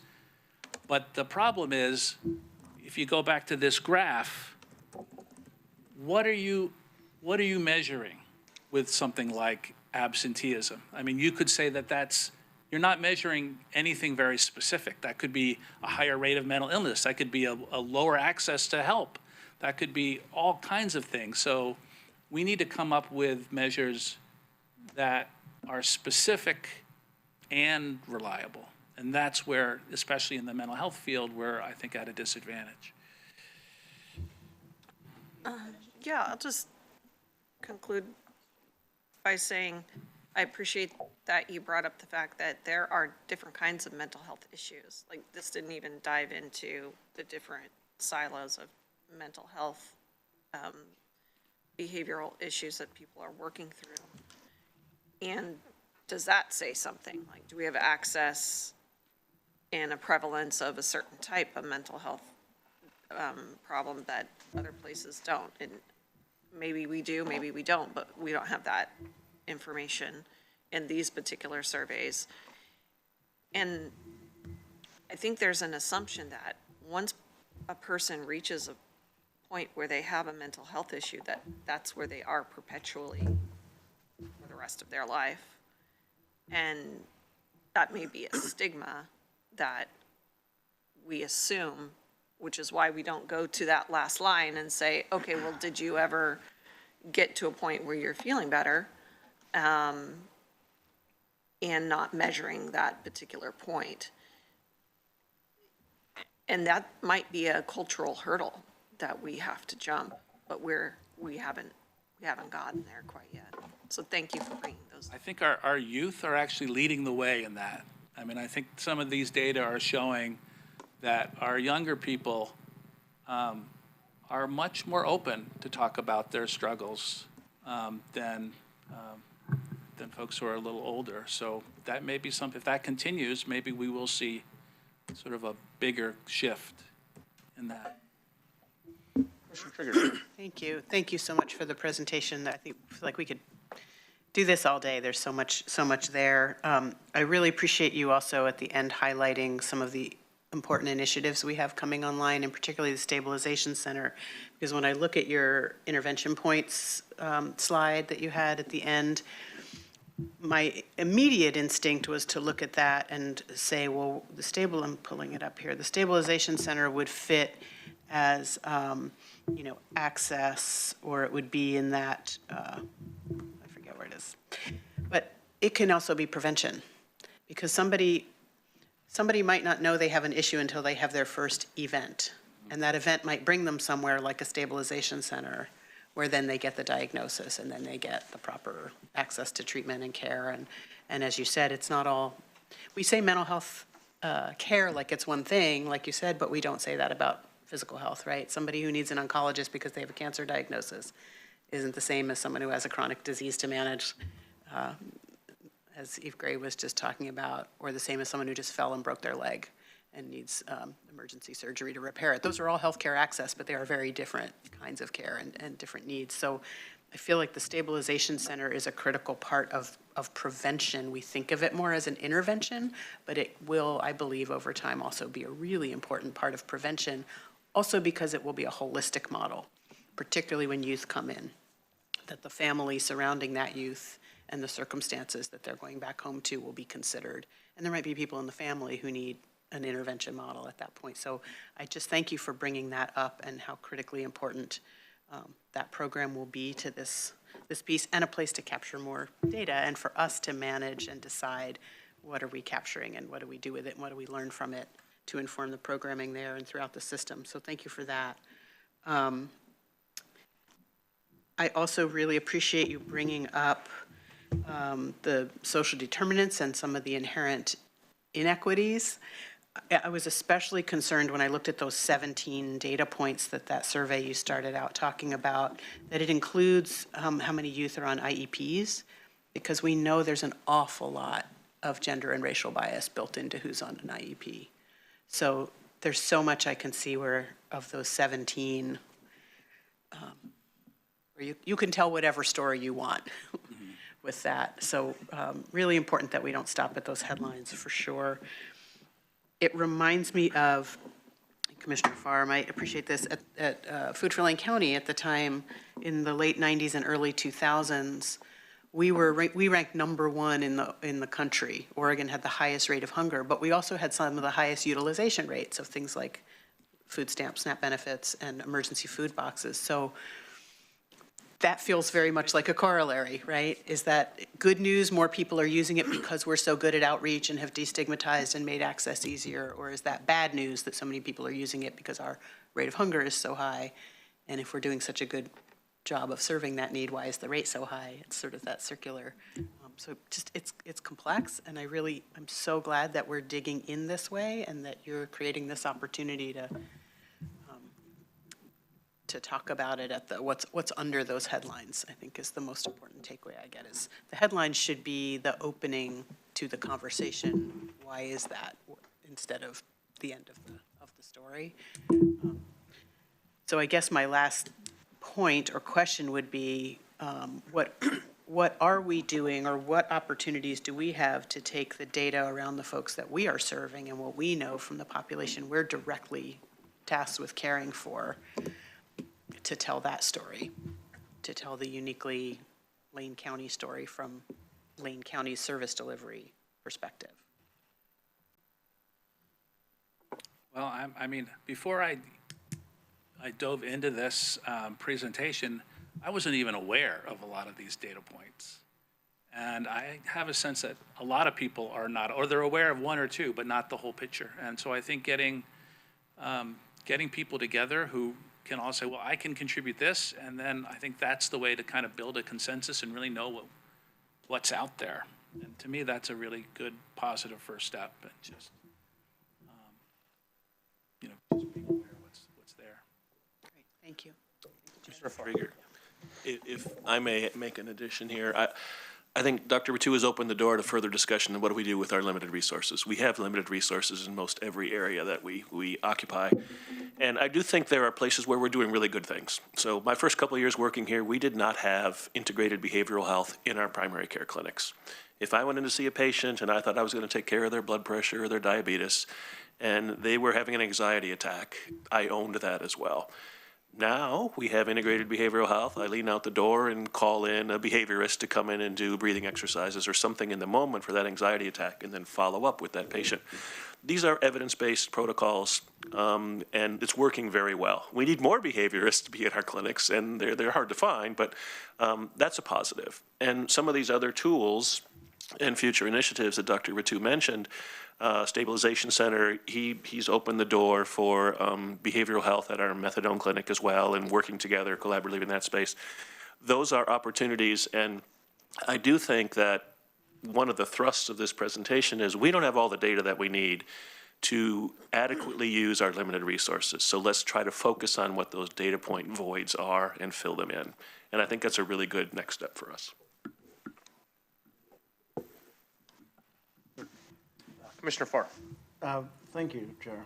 Undoubtedly, I'll mention that we didn't have integrated behavioral physical health when you got here. You and I came kind of at the same time, and you were the one that pushed for that. And really, we've been really quite successful at the clinical level of integrating. And I'm looking at the person, I think, who really initiated that. So your work there does not go unnoticed, Dr. Lidke. And to you, Commissioner Trigger, you talked about the success at Food for Lane County of providing access to food in an environment where we had the highest propensity of hunger. And that was in no small part because of advocacy. And that was Commissioner Trigger's work at Food for Lane County was advocacy. That was Tina Kotek's work at Oregon Food Bank was advocacy. And really, if you look at food in Oregon, the main successes that we've had has been based upon the strong advocacy of engaging people to get into the cause and to understand why and how we can help. I'm talking about something a little simpler, perhaps, than a little bit more understandable to the general public, which is food. We all eat. We all have hunger, and we all know what it's like to be hungry. Most of us don't know what it's like to be hungry and not know what the next meal is going to come from. And that was what advocacy did, was help to elevate that. And I think that that's no small part with behavioral health, is that a lot of people, you talked about stigma attached to admitting, or not to conceding, whatever the word may happen to be, that I have an issue.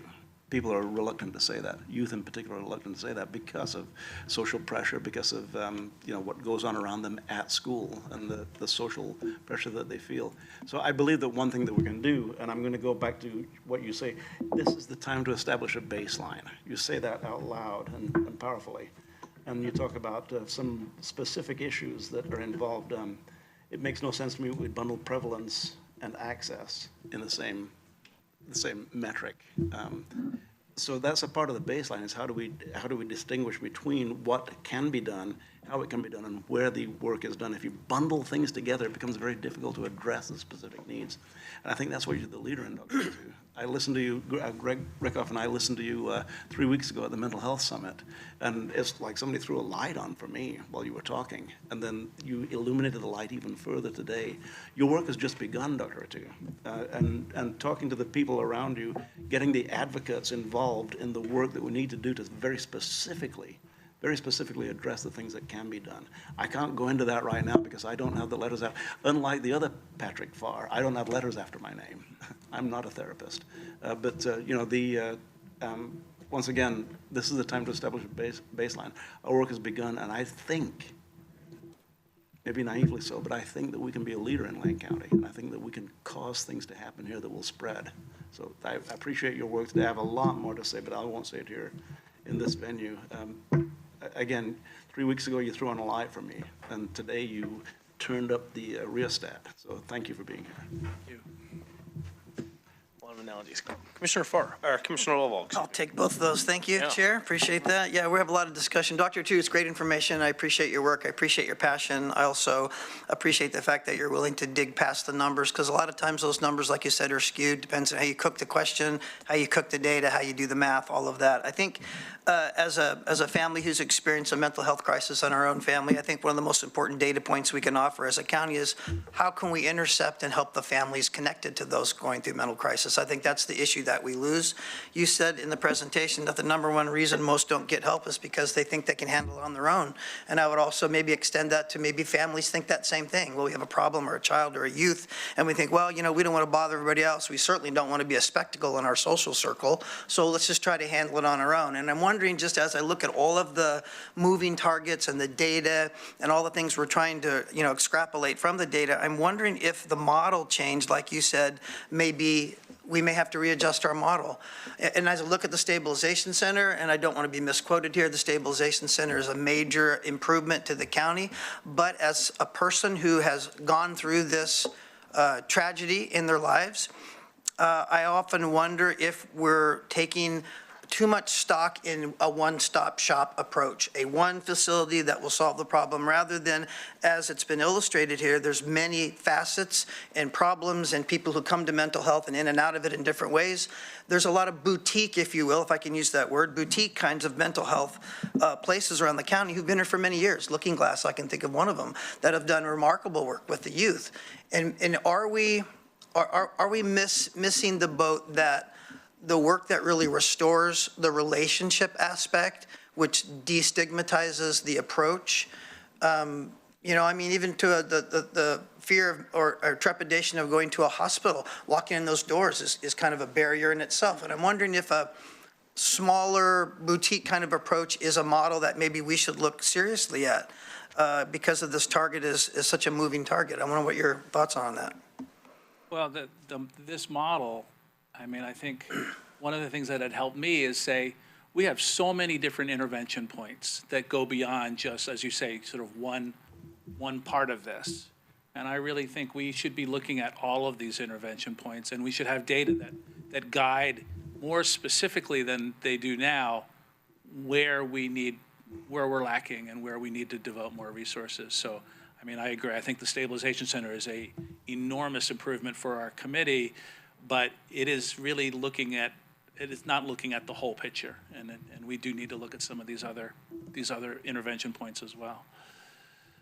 Yeah, and to Dr. Ludke's point of limited resources, I'm almost wondering if we put all the eggs in that basket, if we might maybe take a step back and say, maybe that $35 million investment or whatever we've earmarked for the stabilization center could be done in more smaller, more effective ways. And just for Dr. Lucky and Director Gray's stat, I'm just wondering, you know, it seems like the statistics have said that we're kind of trending upward in the positive statistics that we've looked at, and I'm just wondering, has Lane County made significant strides, in your opinion, in this mental health arena just in the last 4 years? Because obviously, if you talk to a family that's been affected, their filter's very limited on how they can understand if we've made any improvements. So I guess I'm looking for your assessment if we have made some significant increases in our mental health services systems in the last 4 years, and could that trajectory be over time a greater trajectory than dumping all of our eggs into a stabilization center? Yeah, I think it's certainly a valid question for us to always, when we're investing in any kind of a major resource, to ask, is this the best utilization of our dollars? Do the data suggest that we are trending in a better direction? Yes. Are we still in a significantly worse state in Oregon than the rest of the country on average? Yes. So there's still a lot of work that needs to be done. I agree with Dr. Ratu's point, and I think that we have said all along that this is not the panacea. A stabilization center is not going to fix every problem. It is going to significantly improve our ability to treat someone who is at that critical stage of crisis and needs some very specific resources and support at that level. We don't have access to that type of facility in our community, so it is filling a really important gap. And we certainly have not put all of our eggs in one basket. We continue to operate one of the largest specialty outpatient behavioral health clinics in the county. We are funding regularly access to resources, including grants to other organizations in the community, nonprofits in particular, who are providing behavioral health services. And we are invested at the state level in policy around things like behavioral health parity and how we grow access within our system. I think one of the other things that we need to look at from a resource perspective is, you know, what I'm hearing coming out of both the CCO conversation with the CCO budgets having taken a dive over the last couple of years, as well as the committee statewide that's looking at the Medicaid program and potential redesign of benefit structures in order to meet the budgetary challenges coming forward resulting from HR 1. I'm hearing a little bit of a drumbeat that behavioral health is the problem, right? We increased access to behavioral health care because we're committed to parity in this state. And all of a sudden, we realize behavioral health is pretty expensive. But the reality is that all of healthcare is very expensive, right? And so there's like this argument that behavioral health, if we just brought our spending down there, as maybe hitting the easy button, returning to where we were, which might kind of solve one part of a budget problem, but it's not the direction that we need to be headed in. So I think we do have to look critically at the system. We have to ask, why is it that someone with mild depression gets to see a therapist every week when my therapists carry a caseload of 80? There's no way that they could see every person on their caseload who has the highest level of mental illness. Why are both of those paid for in this? In the same way? Why are we not emphasizing our resources toward the people who have the greatest need? So those are the types of conversations that I think from a policy perspective we need to engage in that will help us look at the broader system. Certainly doesn't stop us from needing to fill the gap that the stabilization center will fill. That is a deep need within our community, but work will remain once that's up and running. Great, thank you. Great answer.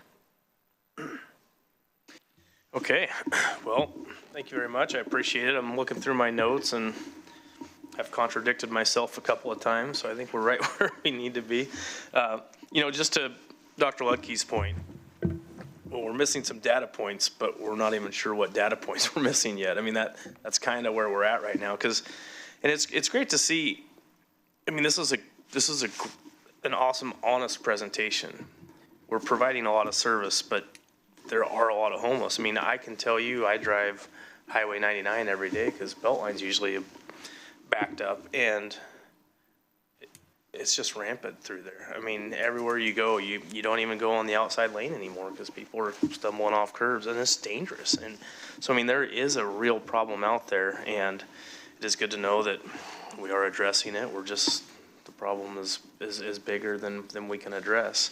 And the reason I was asking about the drugs, and that was a great answer about the treatment is the same, it just takes longer. And that's a perfect point, is when they get on these drugs, and these drugs are so strong, the sheriff will say, I mean, they're talking 30, 45 days before somebody is thinking clearly again without that running through their system. And that's just absolutely wild to think about, that those drugs are that strong and that powerful, creating that kind of mental illness right now. So appreciate the presentation. I think it gave us a good overlook on it. And with that, we will take a recess. And if everybody's done, no more questions? No, we could go on probably, but we will take a recess and be back at the BCC conference room at 1:30. Thank you very much. Thank you. Thank you, Commissioner.